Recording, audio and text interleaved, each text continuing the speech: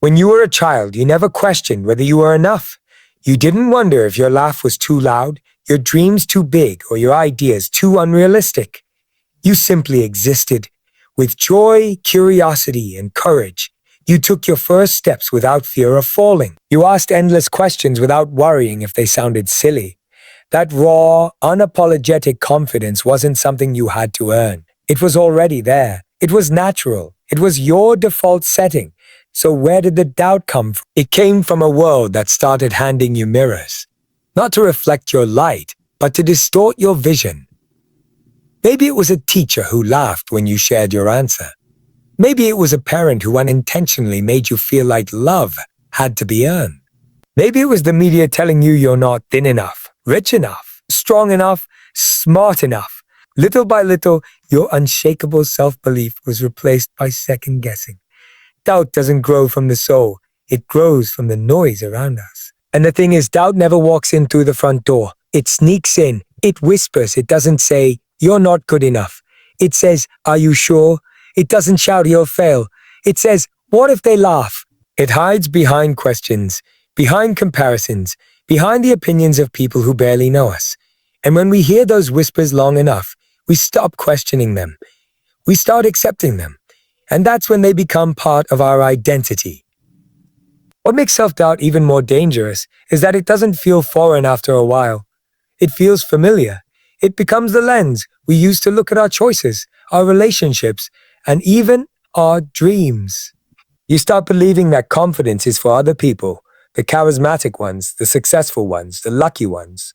But what if I told you that the only difference between them and you is that they didn't believe the doubt? They heard it, but they didn't trust it. You weren't born to be average. You weren't designed to play small.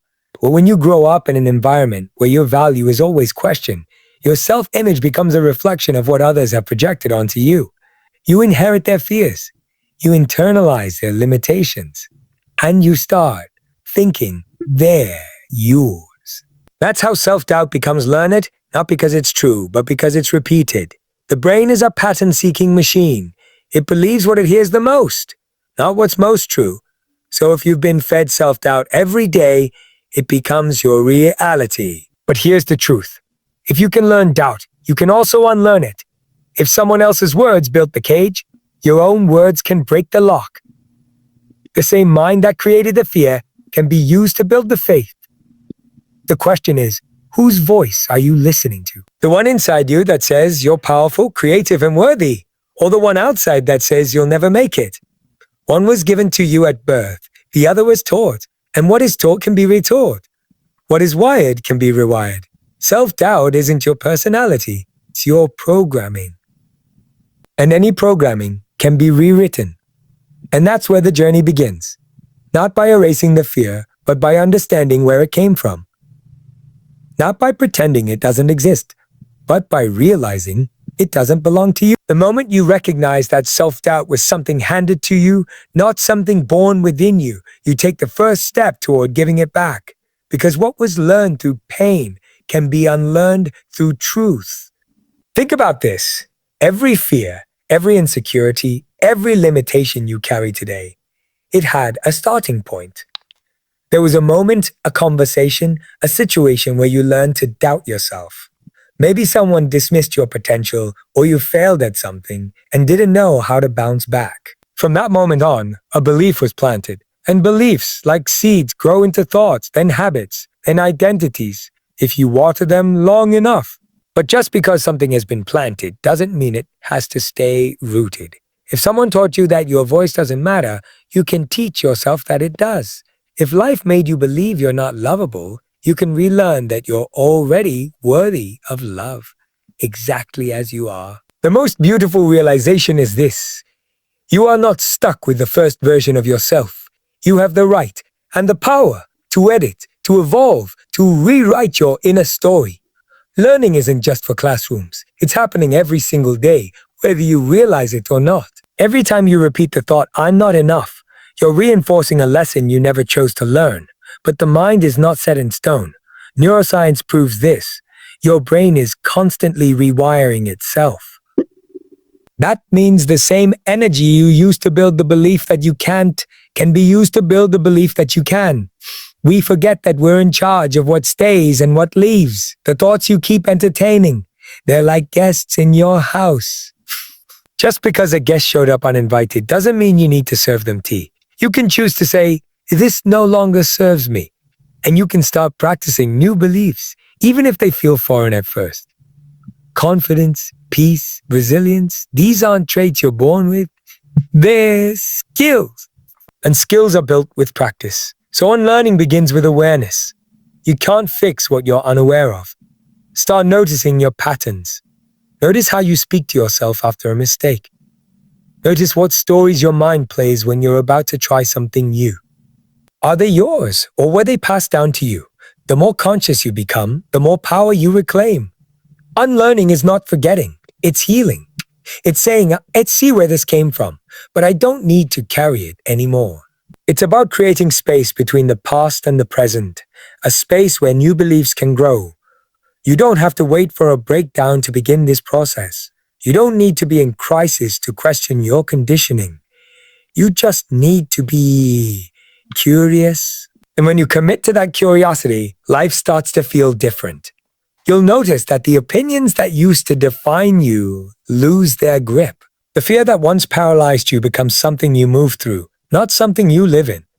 You begin to trust yourself, not because you've never failed, but because you've seen your ability to rise, to reflect, to reprogram. Because at the end of the day, your mind is like a garden. You can't control everything that lands there, but you can decide what you let grow. And if self-doubt and fear were planted in the past, confidence and truth can be planted now. We often look at confident people and assume they were born that way, bold, fearless, glowing with certainty. But we forget that what we see in public is just the surface. Confidence is not something that's given to you under bright lights or loud applause. True confidence? It's built in quiet rooms, in silent battles, in the moments when no one is watching but you. Behind every confident voice is a story of someone who practiced speaking when their voice trembled. Behind every powerful decision is 1,000 small choices that no one applauded. You don't suddenly wake up with belief in yourself. You build it, one brick at a time, in the unseen hours. It grows when you show up for yourself even when you feel small, even when the world tells you to shrink. The most powerful form of confidence comes from the promises you keep to yourself. Not to the world, not to your boss, not to your friends, to you, friends, to you. When you say you'll do something, or wake up early, go to the gym, speak kindly to yourself, and then you follow through. Even when it's hard, your mind starts to trust you.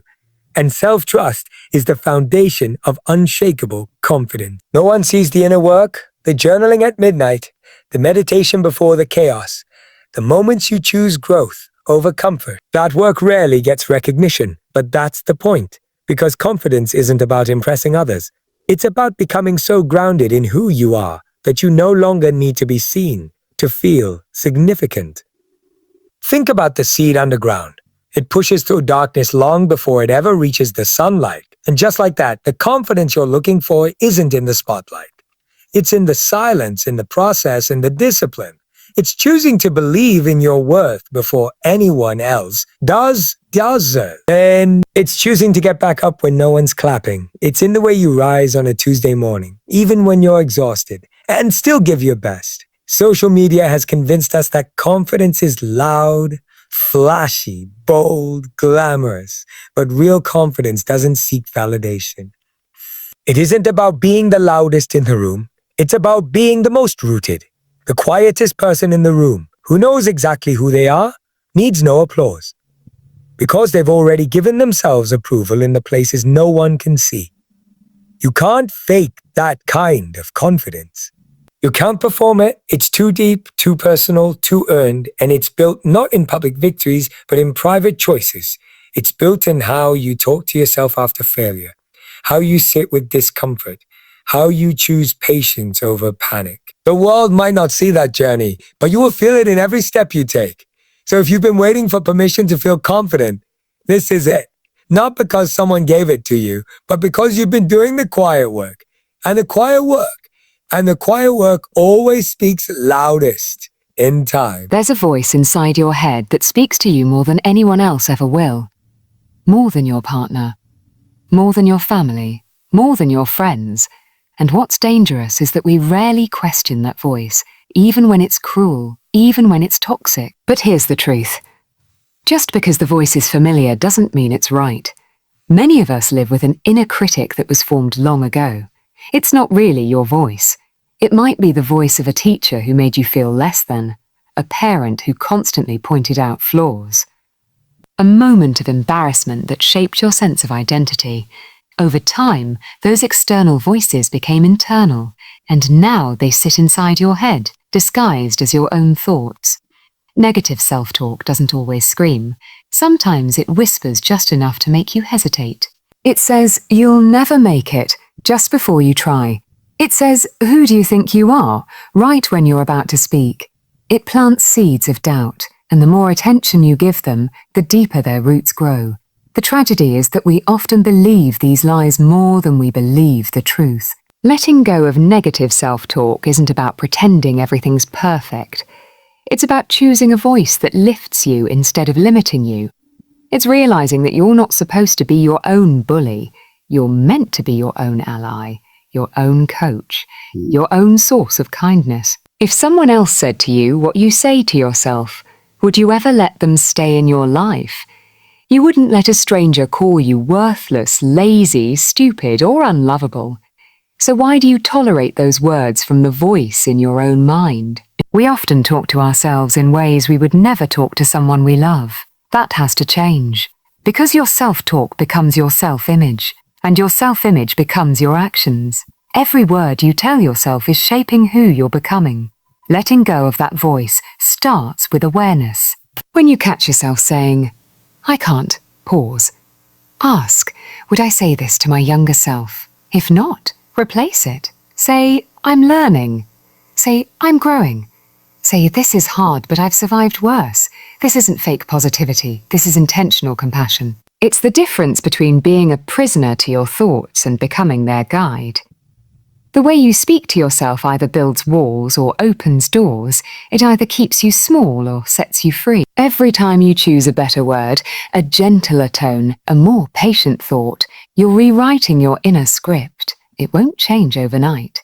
But one kind word at a time, the noise starts to fade. And in that quiet, you'll hear something you haven't heard in a long time, your true voice. That voice doesn't rush you. It doesn't shame you. It doesn't compare you to others. It simply reminds you, you are enough. You're not broken. You're becoming. And you deserve to speak to yourself with the same love you give to everyone else.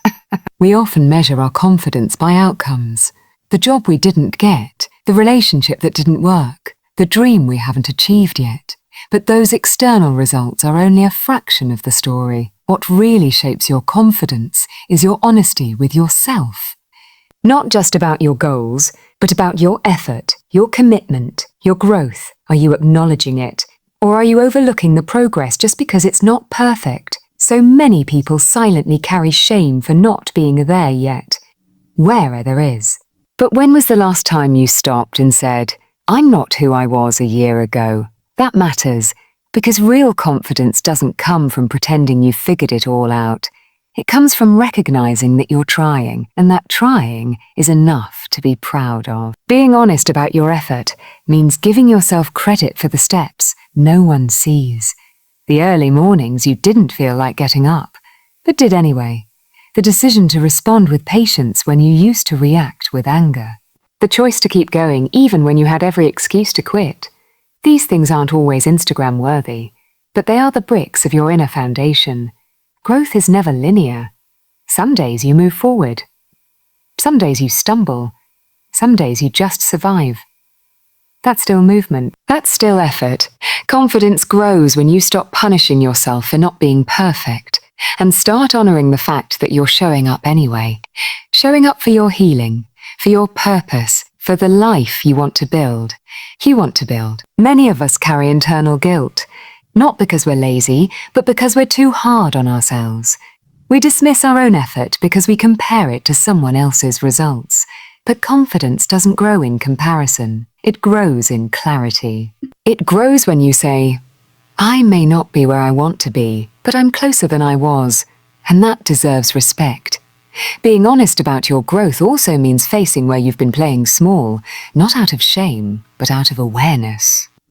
It means asking, have I truly been giving my best, or have I been hiding from my own potential? Not to criticize yourself, but to wake yourself up. Because once you see where you've held back, you can start leaning forward. The most confident people aren't the ones with the most success. They're the ones who track their effort. They know what they've overcome. They celebrate the days they didn't feel strong but chose strength anyway. They see their scars not as proof of failure, but as evidence of growth, because growth doesn't always feel like winning. Sometimes it feels like surviving, and sometimes that's the most powerful kind of growth there is. You don't need to wait until the world claps for you. Clap for yourself, right now. Not because you've finished the race, but because you keep running it. That's where your real power lives, not in the outcome, but in the courage to keep showing up. Comparison is the thief of joy, but more than that, it's the thief of your identity. When you spend your time measuring your life against someone else's, you start shrinking into versions of yourself that were never meant to exist. You lose the magic of your own journey because you're too focused on someone else's highlight reel. But the truth is, you weren't born to copy anyone. You were born to become fully, unapologetically you. We live in a world that constantly invites comparison. Every scroll shows someone doing more, being more, achieving more. And slowly, without realizing it, you begin to question your own pace. Why am I not there yet? Why does their life look easier? What am I doing wrong? But the truth is, you're not behind. You're just on a different path. A path that was never meant to look like theirs. The irony of comparison is that we're comparing our behind the scenes to someone else's edited trailer. We compare our everyday struggles to their once-in-a-lifetime moments. But we forget that everyone is carrying something invisible. Just because someone's life looks perfect doesn't mean it feels perfect. And just because someone's ahead in one area doesn't mean they're fulfilled in all areas. Your journey is sacred. It's filled with lessons that are uniquely yours. The struggles you're facing today might be preparing you for something far greater than you can see. Growth doesn't happen by mimicking others. It happens by honoring your own timeline, even when it feels slower than you hoped. The oak tree and the rose bloom at different times, but both are beautiful. The moon and the sun shine at different hours, but both are essential. You were never meant to be a copy of someone else. You're here to live a story that only you can write, and confidence begins when you stop editing your life to match someone else's expectations. Every time you compare, you create internal resistance. You disconnect from your own intuition. You silence the parts of yourself that are still forming. And yet, your power lies in that formation, in the raw, messy, unfiltered journey you're living. Confidence isn't about being ahead of others. It's about being aligned with yourself. The day you stop comparing is the day you start living. That's when you find peace in your pace. You stop racing and you start growing. You begin to appreciate your own lessons, your own setbacks, your own unique timing. And in that space, confidence becomes natural, not forced, not faked. It becomes something that rises from within, because you're finally walking your path without apology. You are not here to live a life that looks like someone else's. You are here to live a life that feels like yours. The only person you need to measure yourself against is the version of you from yesterday.